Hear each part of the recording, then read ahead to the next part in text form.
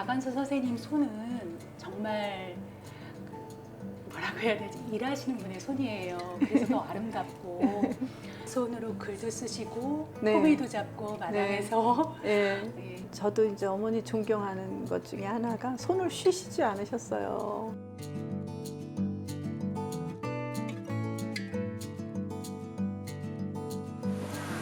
안녕하세요. 서울대학교 중앙도서관 학교본부관 김수진입니다. 오늘은 특별한 손님을 만나러 조금은 멀리 구리시 아치울에 나왔습니다.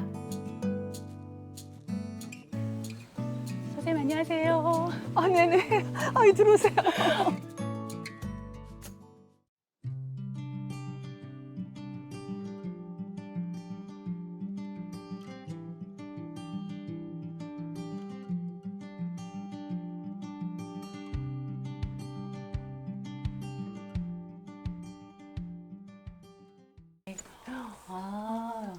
이게 이제 권호견 선생님이 어머니께 아차 소고라고 아차산의 새 둥지다. 저희 어머니는 이렇게 새 둥지에서 사는 사람이다. 정확한 표현이시잖아요. 아름답죠. 예, 예. 아예 그럼 현판을 만들어서 네, 주신 만들어서 거예요? 주셨어요. 아, 만들어서 그렇구나. 이제 그분은 그런 어떤 것까지 생각한 거죠. 미적인 그런. 여기 처음에는 없었죠. 처음에 없었는데 여기 없다가. 딱 여기 사이즈도 맞게 해주신 것 같아요. 저는 박완 선생님이 가끔 그랬어요. 나는 500년을 산 것 같다. 네네네. 네. 그런 네. 어떤 맥락이고 이분은 그 추사의 글씨를 그 가장 좋은 붓과 가장 좋은 먹과 가장 좋은 종이로 최고의 종이로 그 쓰신 분이세요.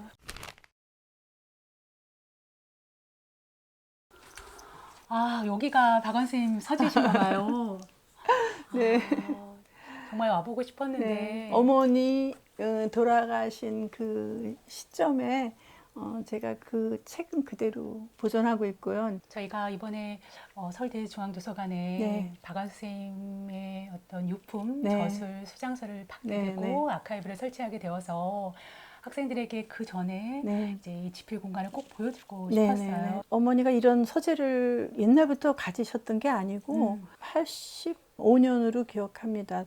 아파트를 조금 넓게 가지셨을 때 그때 서재를 처음 가지셨어요. 드디어 이제 네네네네. 서재를 갖기 전에는 네. 아이들 방에 잠깐 들어와서 네네. 사전 보고 가시고 네네네. 그러셨다 해서 네네. 우리들은 공부방이니까 책이 다 이런 예. 게 꽂혀 있었거든요. 그러면 이제 어머니가 이렇게 들어오세요. 서재도 없고 그런 데서 쓰시다가 소반 하나 이제 놓고 이렇게 네네네. 쓰시다가 아이들 방에 와서 네. 그런 아. 느낌이 너무 좋았어요. 이 사진은 이제 어머니가 굉장히 아끼던 사진이었어요. 그래서 이걸 이 자리에다가 어머니가 거셨어요. 맞아요. 네, 70년대 말에 보문동에서 찍은 사진이고 그래서 어머니가 사실은 40대 말 정도. 약간 수줍은 네네, 수줍은 듯한 듯한. 약간 그래서 있어요. 네네, 네. 수줍은 듯한. 그런데 이제 그 사진을 보시고 이제 어머니가 그때는 참 행복했었지 그러셨어요. 선생님 참 어려운 결정 해주셨죠.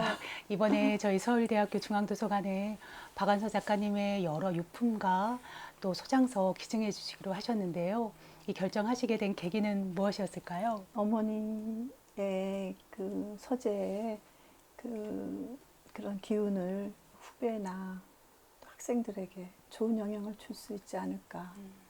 어머니의 그런 문학적인 유산의 하나의 한 가닥으로서. 올 초에 저희가 이제 신입생들을 위해서 서울대 작가 특별전을 했는데 뭐 저희 서울대에서 나온 빛나는 작가들이 많이 계시지만 그 작가분들 중에서 한 27명의 작가분들에 대한 책들을 전시한 적이 있었어요. 네네. 근데 이제 그 전시가 끝나고 나서 학생들이 어떤 책을 많이 읽나 이렇게 봤더니 박완서 선생님에 대한 책은 그 대출 지수가 너무 압도적이에요. 그래서 해가 갈수록 더해가는 그 인기의 근원은 무엇일까요? 시대를 너무 충실히 사셨고 그 시대의 징후를 정확히 읽으셨고 또 지난 그 시대에 대한 그런 것을 항상 현재화시켜서 그 시대와 변주를 하면서 어머니는 또 새롭게 그 시대를 보고 그 사회를 보고 그런 어떤 시선이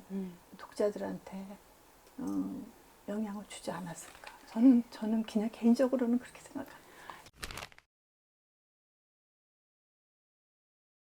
실은 박완 선생님 하면은 늦은 나이에, 조금은 늦은 나이에 등단하시는 걸로도 이제 많은 사람들이 알고 있어요. 근데 당시 여성동학 기자가 집에 왔을 때 선생님 현장에 계셨죠? 네네네. 그날 풍경 잠깐 말씀해 주시면 어떠세요? 저도 잊을 수 없는 그런 날이었는데요. 그 아무 예고 없이 사람들이 들이닥쳤어요. 그때는 뭐 전화가 미리 온 것도 아니고 그냥 주소를 보고 찾아온 거예요. 이 사람이 과연 글을 쓴 사람인가를 확인하러 온 거예요. 첫 마디가 어머니가 맞느냐, 이름도 또 이렇게 예예예 그걸 확인하고 난 다음에 이제 당신이 여자고 하면은 이게 당선된 거다 그랬더니 이렇게 어떤 기분이 어떠시냐 그랬더니 될 줄 알았다고 당당하게 그렇게 얘기하셨던 그런 것이 분명히 기억이 나고요. 저한테는 막 충격이 왔어요. 아, 이제 올 것이 왔구나. 올 것이 왔구나. 우리 어머니가 이제 예. 가정에서. 네. 그런 어떤 어머니는 항상 나목이 데뷔작이다. 그렇게 말씀하셨어요. 네. 네. 선생님 글에 보면 네.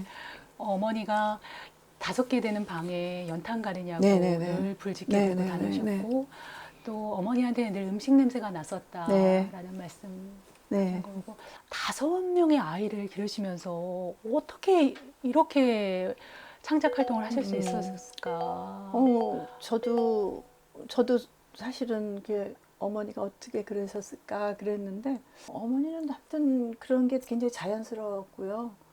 저는 사실은 그 어머니가 처음에 쓰셨던 한박이는 쓰시는 거를 한 번 또 본 적이 없고 그 많은 원고를 그리고 이제 남옥은 이렇게 초고를 이제 저희 아버지가 이렇게 그 집 근처에서 공장을 하셨는데 그 공장에 아주 그 허름한 일본식 집 2층에서 그걸 쓰셨어요. 책상도 뭐 허름한 그런 책상이었는데 거기서 쓰신 걸로 제가 알고 있어요. 왜냐하면 그 시장바구니에다가 그 대학노트 옛날에 대학노트를 이렇게 들고 가셨는데 거기에 초고를 쓰신 걸로 제가 알고 있거든요. 그렇지만 제가 그것도 남옥도 원고를 쓰시는 거를 제가 별로 본 적이 없고 그 남옥은 쓰시기 전에 나는 그 박수근의 얘기를 쓰겠다 그러셨어요. 선생님, 그래서 네네네. 저희 중앙도서관에 이제 네. 중요한 책들이 많이 있지만 네네. 제가 이제 선물로 갖고 왔어요. 네. 이제 박완 선생님께서 박수근 화백이 나에게 보여줬던 도록에는 네네. 절구를 찢는 여성이 있었고 네네. 내가 그 그림을 보고 네. 이분은 간판쟁이가 아니구나. 진짜 화가구나. 간판쟁이가 이 도록이에요. 네. 그래서 그러니까 제17회 조선미술 전람회 도록이라고 되어 있는데요. 청독부에서 나온. 그렇죠. 네네네. 조선 청독부에서 한국 예술가들을 대상으로 해서 이제 전람회를 개최하고 박수근 화백의 경우에는 몇 차례 당선이 돼요. 네네네. 이런 걸 보면은 막 짜릿해져요. 그래서 그리고 또 흑백이고. 그렇죠. 네. 이 박완 선생님께서 보신 책이 또 이 책이라고 생각하니까 더 네. 각별하더라고요. 네네네. 그래서 이걸 끼고 박수근 화백이 이걸 끼고 네. PX에 출근하는 네. 거잖아요. 맞아요. 그래서 그 예술가족 대단해요. 자존심을 지키면서 대단해. 네. 음.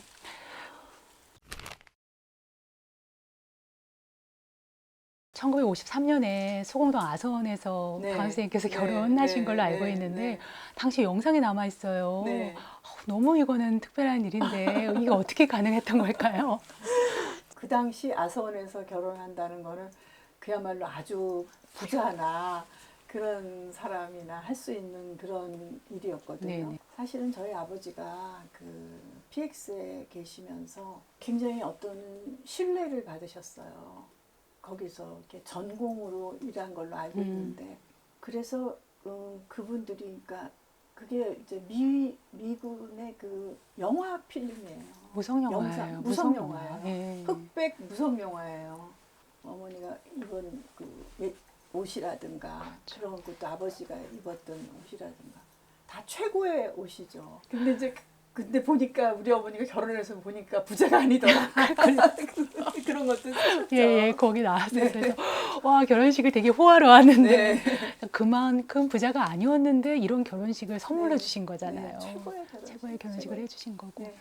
아버님이시죠. 네. 호영진 선생님이 로맨티스트다. 그 한국일보에 낙선된 그 원고를 네. 직접 갖고 오신 거잖아요. 네, 네, 그리고 네. 이걸 소중하게 생각해서 네. 보관하신 거고. 네, 네. 어떠세요? 아버님에 대한 기억은 어떻게 갖고 계세요? 어머니를 절대적으로 사랑하시고 또 아주 최고로 아시고 자녀들을 만 사랑하시고 그랬죠. 어떻게 보면 호영진 선생님을 통해서 새로운 세계를 또 접하시고 어떤 소설의 영역이 또 넓혀지시고 그런 그렇죠. 것도. 저는 그렇게 생각해요. 네. 네. 그리고 많은 그런 부분에 소설을 쓰실 수 있었어요. 아버지의 그런 경험의 영역 때문에. 자전거 도둑도 아마 네네네. 저희 그렇죠. 아버지의 경험입니다. 그렇죠. 네네네. 청계천에서. 네네. 청계천에서 저는 굉장히 중요한 거라고 생각하고 아버지의 체험남이고 그 당시에 그런 어떤 청계천의 풍경이라는 게 지금 우리나라의 그런 말하자면 그런 산업이 막 산업화가 네, 되는 그런 시초에서 일어났던.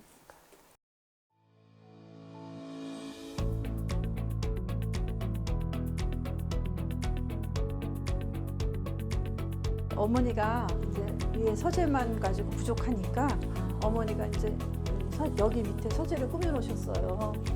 책이 선생님 이 책이 한 2만 권 정도인가요? 2만 권대. 2만 권. 네. 와.